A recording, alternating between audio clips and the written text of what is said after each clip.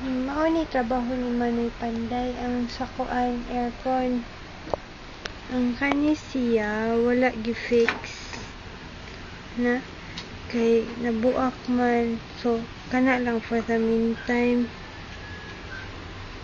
Ano siya ang sa aircon. Siya sa gitawdan ng outlet. Ang kani siya nga kuan fix na ni siya, di na sa ni siya ma-open. So, mana siya. Ang kani siya, hinuwa man ni nako ni PFW. Ingon man siya nga, yaran daw bawiong. O, hinuwa man gani, kaya iyang bawiong. Plano ko magpahimo sad ko ingon ana kay pangkuan man na siya sa kutsyon, maglihok man ang kutsyon kung wala na siya. Unya, ang kalaki ni Colette mo na kita ka na, wala din ha sa una. Ang kaning shelf, wala ni diri sa una. Batik good pagkatrabaho, dili patag, pero well, okay na na siya for now. O di, for now mo na siya. Permanent na siya, di bitaw, di ni siya fix, oy na. Matangtang. Kanya ka ng corkboard man, ang corkboard dito sa Pikas Palay, ako'y dala. Nya ang telephone, oh, diba? Bitay-bitay na. O nya, ang laptop ni Dada. O si Dada, tanawa si Dada, oh. Tanawa si Dada, oh. Gwapo kayo, busy ang life. Akong Dada, gwapo, busy kaayo. O nya, ang modem, maning mouse. Ang modem is in the ubos. See? Huh? See that?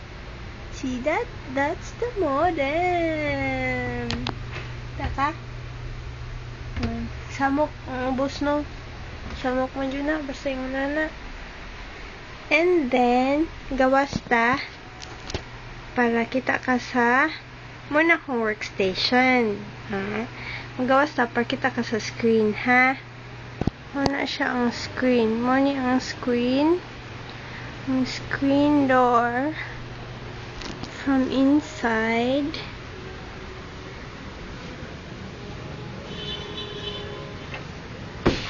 Screen door from outside. Anyway, okay man yung work. Daghan lang line. Di na akong design. Kaya ako tingnan siya sa tunga lang. Next thing, nakita na ko mo na daghan na kay linya. How siya ingnan isara sa tunga. Unya iya man gidaghan na linya. By the way, kana sila. Kana. Oh, diha. Kani sila. Mano yung mga para sa curtain rod. And then, mo ni butanganan o kurtina na to. Nanhi pa jud. Kaya ang kanang kurtina na to karon kang BFW man na niya man nabawion. Huwam lang sa. That's all for now. I love you, Dada.